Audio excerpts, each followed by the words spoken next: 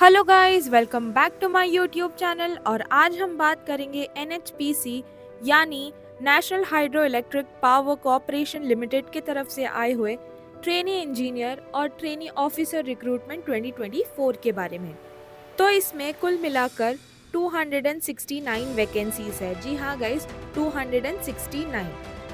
तो इस रिक्रूटमेंट के बारे में हम इस वीडियो में और जान लेते हैं।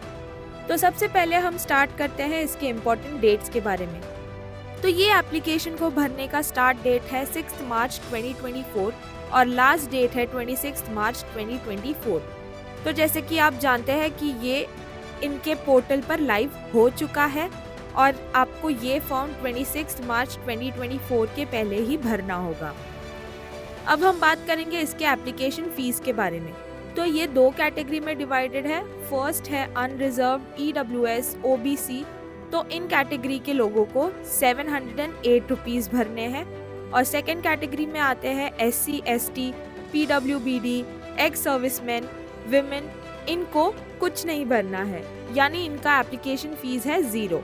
अब हम बात करेंगे इसके पेमेंट मोड के बारे में।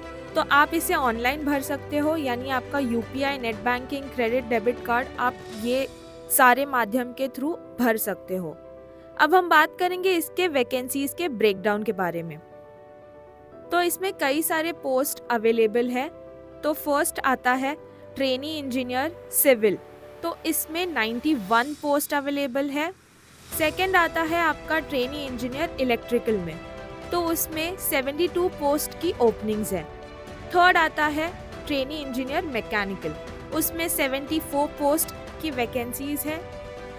फोर्थ आता है ट्रेनी इंजीनियर ईएनसी। इसके नंबर ऑफ पोस्ट है 4।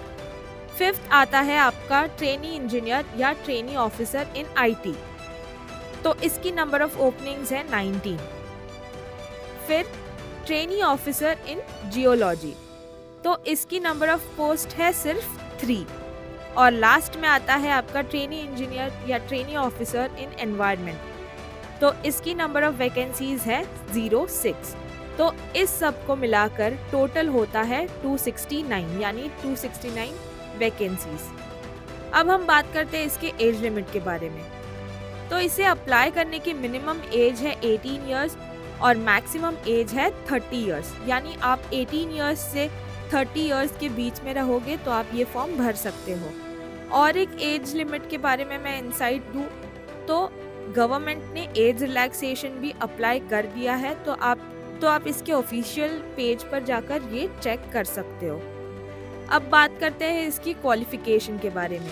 तो इसे अप्लाई करने के लिए कैंडिडेट्स को bachelors in engineer, BTech, BSc, MCA या एमएससी, इन सारे डिसिप्लिन्स में इनका डिग्री होना बहुत ही कंपलसरी है। तो ही आप ये फॉर्म भर सकते हो।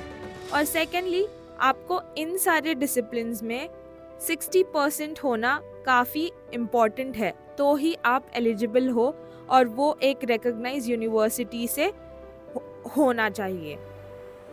आपके पास बैचलर्स इन इंजीनियर होना चाहिए। आपके पास एक इंजीनियर की डिग्री होनी चाहिए। बीटेक, बीएससी, एमसीए, एमएससी, ये सारी डिग्रीज होनी चाहिए। और इन डिग्री में आपका 60% मार्क्स होना बहुत ज़रूरी है। और आप ये डिग्री एक रिकॉग्नाइज्ड यूनिवर्सिटी या इंस्टीट्यूट से होनी चाहिए। अब आगे बढ़ते हैं इसके सिलेक्शन प्रोसेस की तरफ। तो ये गेट के स्कोर्स पर डिपेंड है, यानी आपके गेट के स्कोर यानी आपके 2023 के गेट के स्कोर के ऊपर। और अगर आपके गेट के स्कोर बहुत अच्छे हैं आपके रेलेवेंट सब्जेक्ट्स या रेलेवेंट डिसिप्लिन की तरफ या आपके रेलेवेंट डिसिप्लिन्स में, तो आप इसे अप्लाई कर सकते हो और आपका ये हो जाएगा सिलेक्शन। और सेकंड कैटेगरी आता है इसका ग्रुप डिस्कशन और पर्सनल इंटरव्यू। लास्टली अब हम बात करेंगे इसके सैलरी के बारे में। तो इसकी अप्रॉक्स सैलरी जो है वो बेसिक सैलरी इस 50,000 से लेके 1,60,000 पर मंथ। ये एक अप्रॉक्स सैलरी है और ये एक बेसिक सैलरी है। इसके साथ साथ आपको अलाउंसेस भी प्रोवाइड किए जाएंगे जो कि काफ़ी फ़ायदेमंद रहेंगे। तो इसी के साथ मैं ये वीडियो एंड करती हूँ। Till then take care, all the best. And don't forget to like, share and comment this video, and don't forget to subscribe our channel. Thank you.